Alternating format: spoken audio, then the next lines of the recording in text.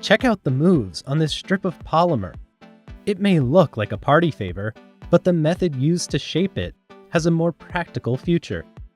Researchers have found a way to program flat strips of pasta to morph into familiar 3D varieties. 3D pastas need extra packaging to fit their distinct shapes, making them harder to transport and leading to waste. Transforming pasta from flat to 3D could solve those problems. The researchers began by flattening dough made of semolina flour, an ingredient of traditional Italian pasta. Then they honed them into strips scored with grooves. Adjusting the grooves' depth and spacing changed the strips' shapes as they swelled and settled in boiling water. Different designs turned into saddles, curls, and bow ties.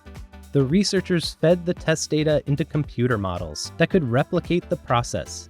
They believe machine learning could automate the technique, making it easier for food companies to design and deliver 3D pastas. The next step is testing other morphable foods, such as the gelatin found in wagashi, a popular type of Japanese dessert. Imagine the tasty possibilities.